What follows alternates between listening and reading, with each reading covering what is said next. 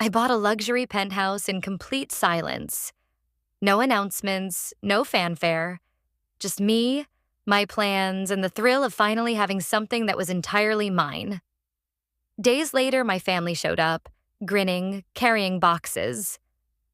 "Your sister's moving in," they announced proudly, expecting me to be surprised, maybe even impressed. I smiled, offered them coffee, and let them settle in, all while they had no idea what they were walking into. That's when I revealed the truth. What I had done would leave them speechless.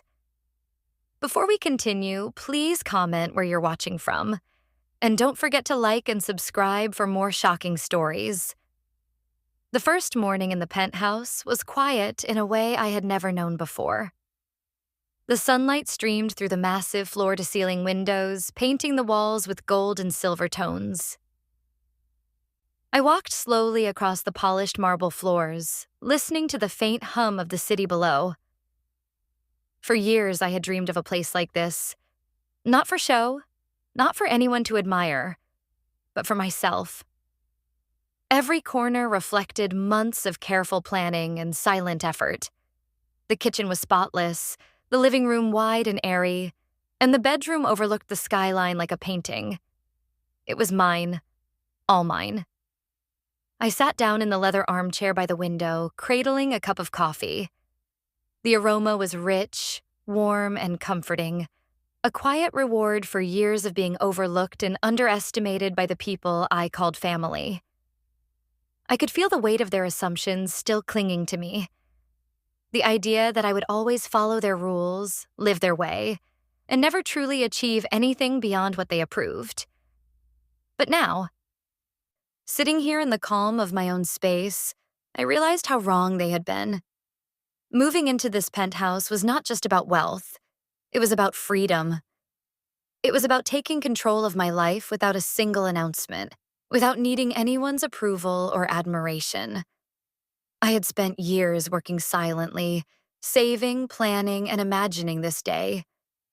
Every late night, every small sacrifice, every quiet moment of perseverance had led to this point. And yet, the most satisfying part was that nobody knew. Not my sister, not my parents, not anyone in the world I had left behind. This was my victory, and it was mine alone. I wandered through the penthouse again, pausing to touch the smooth surface of the kitchen counter, the cool metal of the faucets, the soft fabric of the sofa. Each detail reminded me of patience, of quiet determination. I remembered family gatherings where my sister would dominate every conversation, my parents would nod at her suggestions without question, and I would be ignored, my ideas and dreams brushed aside as if they were trivial. The contrast between those crowded, noisy rooms and this calm, serene space made a small, satisfied smile curl on my lips. I poured a little more coffee and leaned against the balcony railing, looking down at the bustling streets below. I thought of the years spent struggling to be seen, to be heard, to matter. Now, from this height, the world seemed smaller and more manageable. I realized I could live here, entirely undisturbed, and nothing anyone said or did could change that. This penthouse was not just a home. It was a statement, silent, strong, and complete. And yet, in that quiet, I couldn't help but wonder, how long could this silence last? How long before my family, always so loud, so invasive, discovered what I had achieved? I sipped my coffee, letting the warmth settle into me. Whatever happened next, I knew one thing. I had won, and they would see it soon enough. But for now, I stayed in the silence I had worked so hard to create, letting the city hum below as I finally felt the weight of freedom settle comfortably around me. By the third day, the penthouse had begun to feel crowded, but only in the way that comes from a family that assumes your space belongs to them.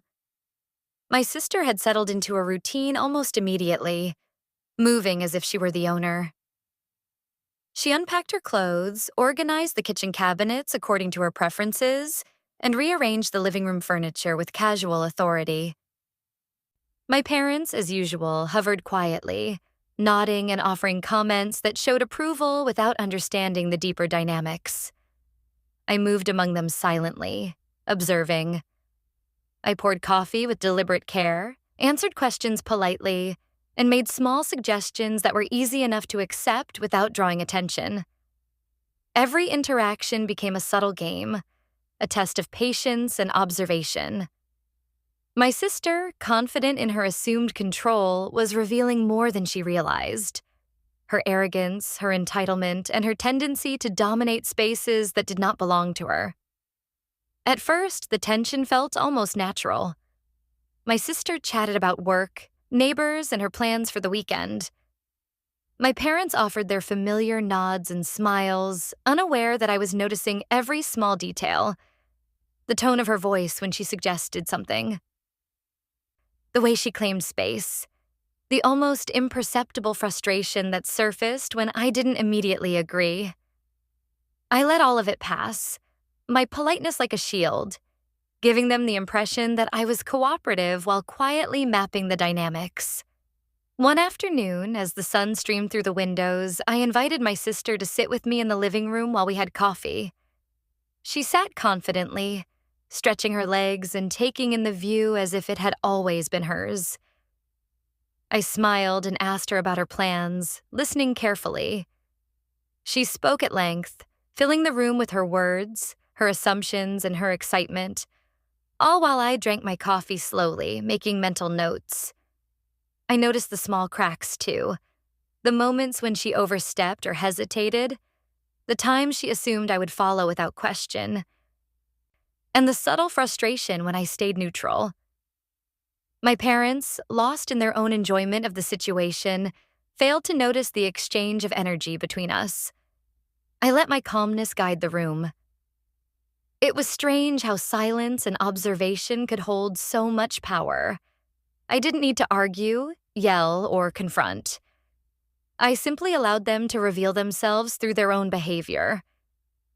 Even the neighbors who dropped by for casual greetings seemed to sense the unusual balance in the penthouse. They offered polite smiles, exchanged small talk, and left, unaware that a quiet struggle for control was unfolding within these walls. The apartment, once a serene retreat, was now a stage for subtle tension and unspoken authority. By evening, the day's activities had settled, but the atmosphere carried a quiet intensity. My sister had grown comfortable, yet slightly restless, her confidence meeting the unspoken barrier of my patience. She did not know it yet, but the penthouse was not hers to command. My calm politeness, the unassuming smile, and the quiet attention I gave to every detail had already shifted the balance. Sitting alone later that night, I walked past the lights of the living room and kitchen, reflecting on how easily people reveal their true nature when they think they are in control. My sister's presence had illuminated not only her own traits, but also the subtle weaknesses of my parents' judgment. I felt a quiet satisfaction, knowing that my silent observation was slowly setting the stage for what was to come. Life in the penthouse had settled into a rhythm, but the energy was far from calm. My sister moved through the rooms with confidence, arranging things, deciding on decorations, and speaking in tones that assumed authority. My parents floated behind her, nodding at her suggestions and commenting occasionally, completely unaware that the dynamic in the apartment had already shifted. I watched them carefully, quietly noting every detail, every assumption, every word that revealed character. It was fascinating to see how they behaved when they believed they were in control. My sister's confidence sometimes cracked in tiny ways. Hesitations, small irritations when I didn't immediately validate her ideas, or moments of over-explaining. My parents, so used to seeing her as the dominant force in the family, had no idea that the balance had changed. Every subtle observation I made helped me understand not only them, but also how the apartment itself could be used to quietly assert influence. During the mornings, I would move through the kitchen, offering coffee or small gestures of courtesy. My sister would respond with a polite smile, thinking she had captured my attention while I maintained a careful calm. I allowed her to speak, to act, to arrange, but always in ways that revealed her patterns rather than challenging them outright. I had learned long ago that silence could be more powerful than confrontation. People often show their true selves when they believe no one is paying real attention. Some afternoons, my sister would wander through the living room, discussing neighbors or minor household issues, all while I silently observed. Even my parents, pleased by the apparent harmony, did not notice the subtle shifts, the ways I guided conversations without seeming to, the small suggestions I made that slowly shaped the apartment to reflect my control rather than hers. Every smile I offered, every nod, every polite acknowledgement was a part of the strategy. What was most satisfying was watching them grow comfortable in what they assumed was their victory, unaware that each action only reinforced the quiet authority I had established. The penthouse was mine not only in ownership but in influence. Even the smallest acts, like placing a decorative item or adjusting the coffee cups just so, reinforced the subtle boundaries I had set. My sister remained confident, but the cracks were forming quietly, almost imperceptibly, and my patience allowed them to appear naturally. By evening, the apartment hummed with ordinary activity. Laughter, conversation, movement, but beneath it all, the power balance was clear. My sister believed she was in charge. My parents believed they were mediating, and I, the silent observer, knew exactly how the next steps would unfold. My control was not loud or dramatic. It was steady, patient, and invisible. And yet the satisfaction of watching everything unfold according to quiet design was unlike anything I had ever felt. As night fell, and the city lights glimmered through the windows, I stood by the balcony, coffee in hand, reflecting on the week's events. Each moment had been a lesson in patience, observation, and subtle influence. The apartment was no longer just a home. It had become a stage, and I was quietly directing the performance without anyone realizing it. It was a rare and complete satisfaction, one built not on confrontation, but on silent, careful observation.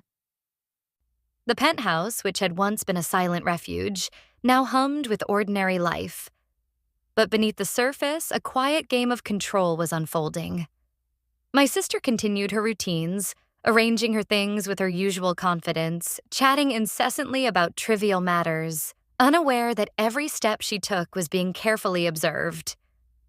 My parents moved in the background, nodding at her suggestions, oblivious to the invisible boundaries being set around her. I poured myself a cup of coffee, letting the aroma fill the kitchen. I could feel the tension beneath the calm, subtle but unmistakable. My sister thought she had taken charge, yet every action she made only revealed more about herself, and, unknowingly, reinforced the pattern I had been quietly establishing. Each suggestion she made, each small assumption, became part of a larger plan she did not even know existed. When she moved a decorative vase from the shelf to the table, I smiled faintly, offering no correction. She paused, looking around for my reaction, and I remained still, calm, polite. That small hesitation, almost imperceptible, was the first crack. I could see it in the tilt of her head, the flicker of doubt in her eyes. My parents, still unaware, continued chatting, reinforcing her sense of authority while unknowingly witnessing the slow unraveling of her confidence. The day stretched on, and I let them settle into the illusion that they controlled the space. I listened to my sister's laughter, her chatter, and my parents' approving murmurs, all while calculating every small movement, every slight gesture. The suspense was in the silence. A single raised eyebrow, a pause before a word, the subtle reshaping of their world by my quiet hand. Every time she tried to assert herself, the apartment subtly reminded her who truly held control. By evening, the tension had reached a quiet peak. My sister's movements were still confident, but the small cracks were now visible. Hesitations, second guesses, and fleeting expressions of uncertainty. My parents remained blissfully ignorant, but I could see everything. I offered coffee once again, letting her reach for the cup first. She smiled, not noticing the weight behind my calm gaze, the unspoken authority I wielded without a single word. And then it happened. A small, simple moment that revealed everything. She suggested a new arrangement for the living room furniture, certain it would impress. I nodded politely, allowing her to proceed. As she began to move items, subtle adjustments I had made over the past days naturally corrected her plans. She paused, puzzled, realizing that the space wasn't quite responding to her as she expected. A flicker of frustration crossed her face, unspoken but unmistakable. My heart raced quietly at the satisfaction. Her illusion of control was slipping without me ever raising my voice. My parents noticed the pause but assumed it was minor indecision. I smiled, offered more coffee, and continued to observe, letting the suspense linger in the air like a heavy mist. Every subtle shift, every tiny misstep she made, reinforced the invisible control I held over the apartment and over the narrative of this space that had once been mine alone. As night fell and the city lights glittered through the windows, I realized the full power of patience and observation. My sister, still unaware of how fully her confidence had been tempered, my parents blissfully ignorant, and I, the quiet orchestrator, sitting back to let it all unfold. The penthouse was mine. Ownership was only the beginning. Influence, control, and quiet triumph had been achieved without a single confrontation. And for the first time in years, I truly savored the taste of victory. I poured myself a final cup of coffee and moved to the balcony, the city lights stretching endlessly below. The penthouse had never felt more alive, yet the hum of conversation inside reminded me how unaware my family truly was. My sister moved confidently around the living room, arranging her things, talking as if she owned the place.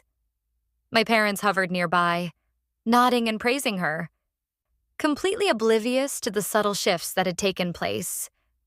I sipped my coffee slowly, letting the warmth settle while watching them. Every gesture, every word they spoke was a tiny piece of a plan they didn't even realize existed. They thought they were in control, but every step had unfolded exactly as I had guided it. Quietly, invisibly, perfectly. My sister's confidence, once absolute, now wavered ever so slightly in ways she didn't notice. My parents, blind to the real balance, only reinforced her mistakes without realizing it. A faint smirk crossed my face. This was the victory I had dreamed of. Not one shouted or forced, but earned through patience, observation, and subtle influence. The penthouse was mine, not just in ownership, but in the quiet mastery of the space, the situation, and the people around me. For the first time, I felt fully free, fully in charge, and completely satisfied. The city lights flickered beneath me, a reflection of the calm control I had finally achieved. I took a deep breath, letting the quiet triumph wash over me. My family would never understand how the balance had shifted, and that was the sweetest part of all. Thanks for watching. Don't forget to subscribe, like, and comment down below to share your thoughts on this story, and stay tuned for more gripping tales.